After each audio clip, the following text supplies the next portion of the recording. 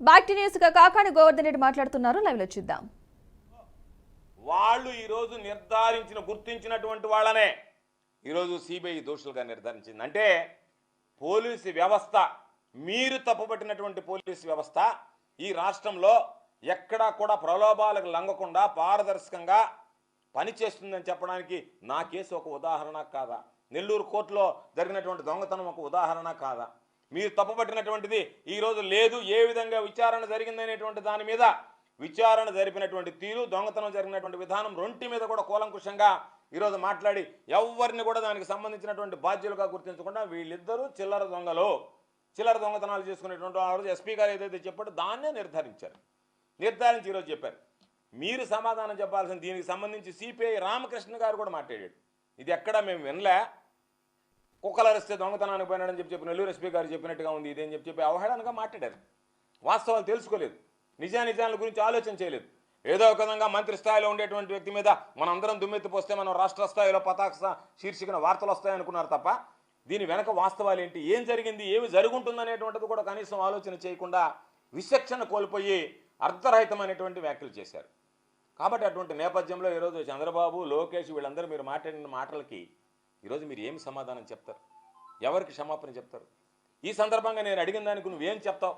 నా మీద అబద్ధాలు చెప్పావు, నేను వెళ్ళి జనాలకు చెప్పుకోగలను. ఏమయ్యా మీరు అనేక రకాలైనటువంటి ఆరోపణలు నా మీద చేశారు. ఒక ఆరోపణ చేస్తే ఆ ఆరోపణకు సంబంధించి సాక్షాత్తు బహుశా ఈ జిల్లాలో సిబిఐ ఎంక్వైరీ ఎవరి మీద జరిగి ఉండదు అనుకుంటా.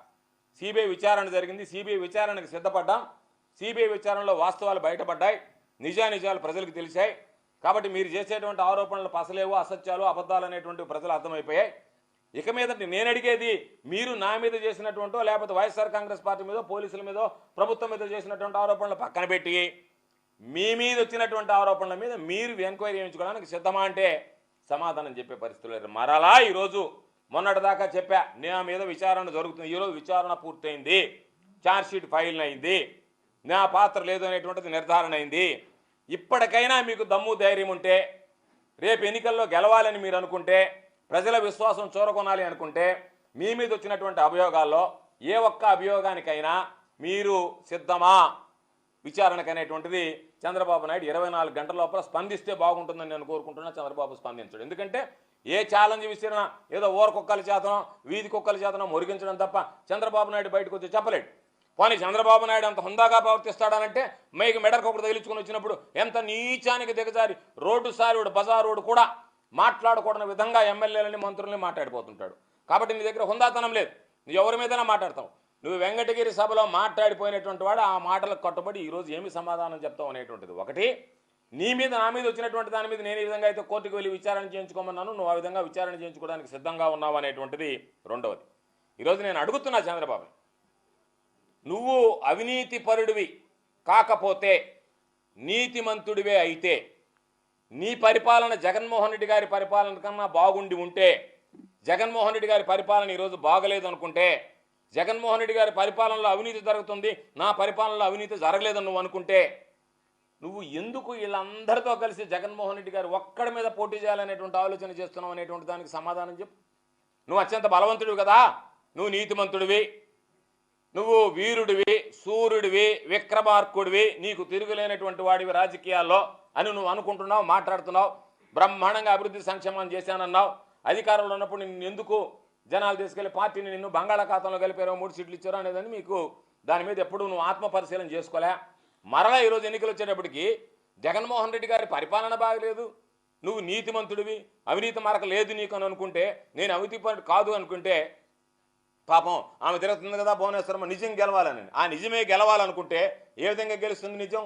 నువ్వు కోర్టుకు వెళ్ళి అయ్యా నా మీద సిబిఐ విచారణ జరపండి దీని మీద అని అంటే విచారణ జరిపితే ఆ నిజం గెలుస్తుంది అంతే తప్ప నువ్వు నాకు నిజం గెలవాలి అని చెప్పి ఆ నిజం గెలవడానికి కావాల్సినటువంటి విచారణను ఎదుర్కోకుండా నిజం గెలవాలంటే ఎట్లా గెలుస్తుంది? నేను పడుకొని రన్నింగ్ రేస్లో ఫస్ట్ ప్రైజ్ రావాలన్నట్టుగా ఉంది చంద్రబాబు నాయుడు పరిస్థితి. లేచి పరిగిస్తే నీ సత్తా చూపిస్తే నువ్వేదన్నా నిలబడతావు, కానీ ఎల్లికలు పనుకొని నేను ఫస్ట్ రావాలంటే రన్నింగ్ రేస్లో ఎట్టొస్తావు? నువ్వు ఎందుకు వస్తావు? ఎలా రాగలవు? ఆ విధంగా ఉంది నీ ధోరణి. కాబట్టి దానికి నువ్వు సమాధానం చెప్పు. ఒక్కదాని మీద విచారణ జరిపించుకో. అంత బలం ఉంటే నువ్వు ఎందుకు అందరినీ కలుపుకొని రోజు నిద్రలేస్తే పొత్తులు సమాలోచనలు, సమావేశాలు, సభలు అనే అందరినీ కూర్చోబెట్టుకొని మాట్లాడుకోవాల్సినటువంటి దుస్థితి నీకు ఎందుకు వచ్చిందంటే నువ్వు అవినీతి పరుడు అనేటువంటిది ప్రజల్లో తేలిపోయింది. నీ నోటికుండా వచ్చేటువంటివన్నీ అబద్ధాలు అనేటువంటివి తేలిపోయాయి. ఈరోజు నువ్వు రాజశేఖర రెడ్డి గారితో నేను సమకాలికుడిని, రాజశేఖర రెడ్డి గారితో రాజకీయాలు చేశాను కాబట్టి రాజశేఖర రెడ్డి గారు కూడా సీనియర్ అని చెప్పుకునేటువంటి పరిస్థితి. రాజశేఖర రెడ్డి గారు సీనియర్గా ఉన్నాడు, నా సమకాలికుడు, బలంగా ఉన్నాడు కాబట్టి ఆయన ఢీకొనడానికి పొత్తులతో పోయాను అని అంటే కాస్త ఒక 10% అర్థం ఉంది. సరే అలా ఒప్పుకున్నాడు. రాజశేఖర రెడ్డి గారు ఫుల్ టైమరు, రాజశేఖర రెడ్డి గారు సీనియరు, రాజశేఖర రెడ్డి గారిని నేను మోటుకోలేకపోయాను, దీటుకోలేకపోయాను కాబట్టి నేను పొత్తులతో పోయానని చెప్పడానికి. రాజశేఖర రెడ్డి గారి బిడ్డ జగన్మోహన్ రెడ్డి గారు నీ తర్వాత జనరేషన్లో నుంచి వచ్చినటువంటి వాడు, ఆయన్ని ఎదుర్కోలేక నువ్వు ఇంతమందిని పొత్తులు కలుపుకుంటున్నావంటేనే నీ వయస్సు, నీ అనుభవం మాట్లాడితే చెప్తాడు సర్దార్ పాపారాయుడు చెప్పినట్టుగా నా అనుభవం అంత లేదు నీ వయసు అంటాడు. అంత అనుభవం ఉన్నటువంటి వాడివి, అంత వయసు ఉన్నటువంటి వాడివి, నీ అనుభవం అంత లేనటువంటి వయసు ఉన్నవాడికో నువ్వు ఒంటరిగా పోరాడలేక అందరినీ తీసుకొచ్చి పోరాడాల్సినటువంటి అవసరమే వచ్చింది చంద్రబాబు. దానికి సమాధానం చెప్పు. మాట్లాడితే ఏదో డైలాగులు చెప్పి మాట్లాడే ఎవరైనా రాసిస్తే చదివిపోవడం కాదు కదా. కాబట్టి నేను మరలా 2 విషయాలు స్పష్టం చేయదలుచుకున్నా ఈరోజు. నీ నోటుకుండా వచ్చేవి అబద్ధాలు, నువ్వు నోరు తెరిస్తే అబద్ధాల కంపు కొడుతుంది రాష్ట్రంలో, ఇది వాస్తవమైనటువంటి విషయం. నెంబర్ 1. నెంబర్ 2, నువ్వు నీతిమంతుడివే అయితే, నువ్వు అవినీతిపరుడివి కాకపోతే నీ మీద ఏ ఒక్క కేసుకైనా నువ్వు సిబిఐ విచారణకి సిద్ధంగా ఉన్నావా అని చెప్పి నేను నిన్ను ఛాలెంజ్ విసురుతున్నా. అనేక సందర్భాలు అనేక రకాలైనటువంటి ఛాలెంజ్లు విసిరితే పిరికి పందలాగా తోక ముడుచుకుని వెళ్ళిపోయావు.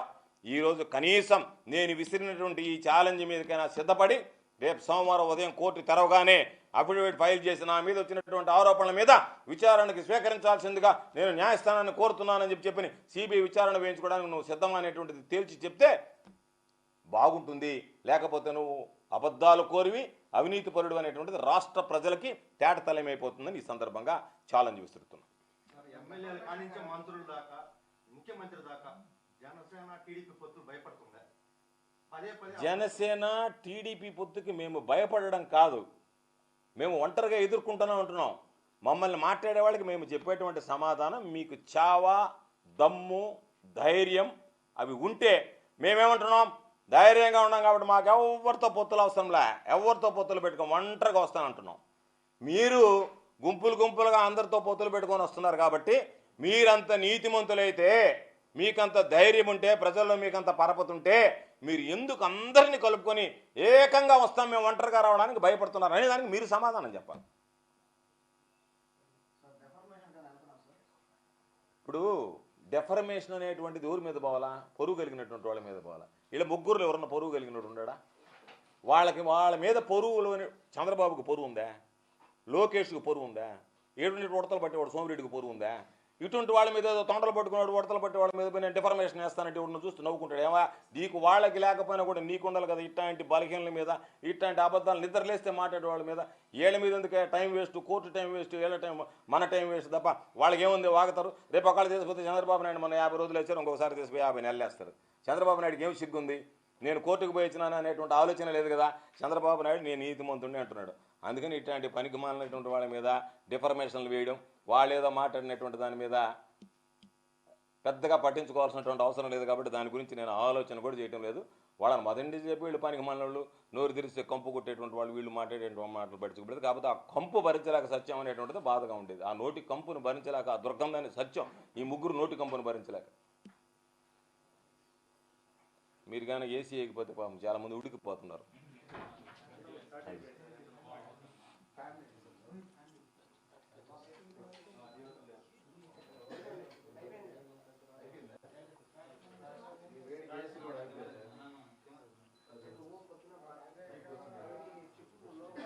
ఏసీలు ఆగిపోలే, వీళ్ళు ఆపేశారు.